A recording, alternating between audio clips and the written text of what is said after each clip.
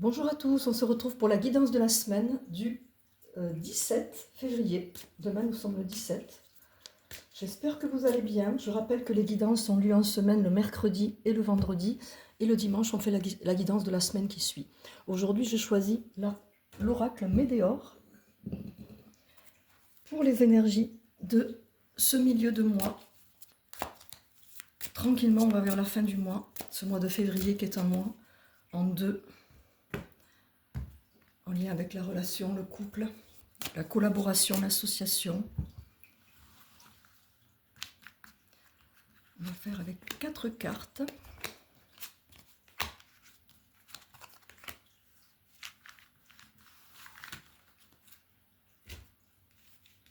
Pas de tirage à choix pour aujourd'hui. Les tirages que j'ai fait précédemment dans la semaine dernière, ils sont toujours valables. Peu importe quand vous tombez dessus, vous le savez. Pardon. Alors, on nous parle de jugement. C'est très très régulier que le jugement ou l'injustice sortent dans les oracles, que ce soit celui-ci, que ce soit Akasha, libération d'un blocage, ça nous manquait. Hein. L'abondance, en même temps, c'est logique. Tu sors du jeu. Et blocage karmique.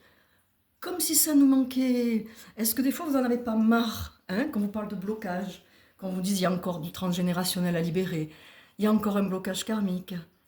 Ça nous manquait. Moi, ça me manque pas. Il y a des fois, j'en ai marre. Je sais pas vous. On va le prendre avec humour. Mais en tout cas, on va dire que c'est cadeau. De toute façon, c'est quand il y a quelque chose qui bloque régulièrement, un schéma qui se répète et que vous avez tout fait vous avez fait tout ce qu'il fallait. Vous avez travaillé sur votre enfant intérieur.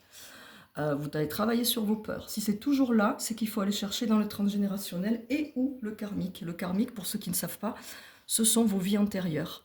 Ce que vous avez fait dans chaque vie. On porte des fois des contrats. Il y a des mémoires, par exemple, mémoires de torture, inquisition, les mémoires en lien avec toutes les blessures.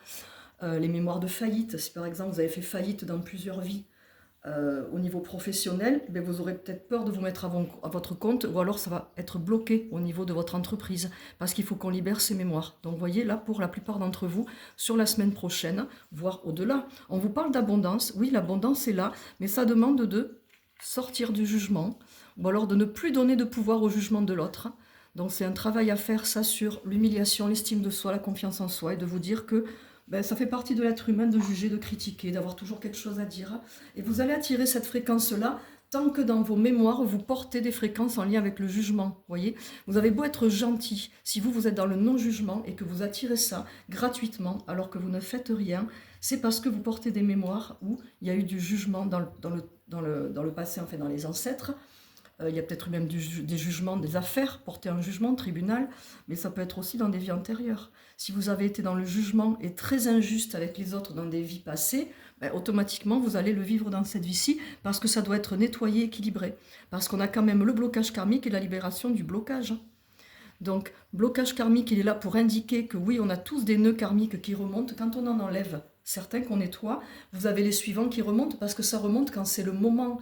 Si c'est prévu que le nettoyage karmique ou le blocage remonte à tel âge ou à telle période, ça ne sert à rien de nettoyer avant parce qu'on ne sera pas autorisé de toute façon, puisque nous demandons les autorisations pour chaque blocage et pour karmique et transgénérationnel. Parfois, moi, on me dit que, par exemple, les abus, je fais pour les lignées, généralement c'est accordé pour les lignées et pour la personne, pour son karmique, mais il y a des choses qui ne sont pas accordées, certaines blessures, le rejet par exemple, on va me dire de nettoyer la personne, mais de ne pas nettoyer la lignée. Ça signifie que dans les personnes qui sont encore sur Terre, ou les ancêtres, il y a du rejet qui est à vivre, ça fait partie du chemin. Le rejet doit être vécu. Donc ceux qui veulent nettoyer à tout prix pour protéger leurs enfants et qui n'aient pas apporté ça, si l'enfant a prévu de vivre le rejet jusqu'à tel âge et de comprendre des choses jusqu'à l'âge de 30 ans, on ne nettoiera pas le rejet au niveau de la lignée. Et c'est l'enfant qui plus tard va faire ce nettoyage, parce qu'il sera guidé pour ça. Vous voyez ce que je veux dire? J'explique pour ceux qui n'ont pas tout compris, parce que c'est pas évident quand on vous dit qu'il faut nettoyer votre karmique et votre transgénérationnel. Donc c'est ce qui a été transmis, les mémoires qui sont transmises de génération en génération. Si on prend l'exemple des mémoires du viol, les personnes qui ont vécu, enfin les lignées qui ont vécu le viol, si par exemple il y a une petite fille dont la grand-mère a été violée et que la petite fille n'est pas violée, elle portera quand même, apparemment dans son ADN, elle portera les marques. Donc ça veut dire qu'elle va porter cette fréquence, ce qui veut dire qu'elle peut être maltraitée sexuellement ou agressée, ou en tout cas être pas respectée, vous voyez. Je me comprends. Je pense que vous avez l'image. Donc là, sur la semaine prochaine, puisqu'on est donc sur cette fin de mois, c'est pas mal en lien avec l'autre, de toute façon, parce que tout ce qui est blocage karmique et tout ce qui est blocage en général, ben, on les vit avec les gens, avec les personnes, donc c'est du relationnel. Donc que ce soit dans le couple, dans la famille, relationnel, professionnel, chaque personne, dans chaque domaine, est là pour vous pointer du doigt. On fait tout ça entre nous, on sent entre nous quand il y a des choses qui passent et qui passent pas, sont là pour pointer du doigt ce qui est encore un peu fragile chez vous, chez nous, voyez. Donc c'est un cadeau qui parfois fait mal, hein. Ça fait cadeau mal emballé, mais c'est un cadeau. Donc là, c'est vous dire, mais tant que je donne du pouvoir, c'est que c'est pas réglé, parce que cette personne-là n'est pas responsable de cette réaction qui visiblement remonte à beaucoup plus longtemps qu'aujourd'hui.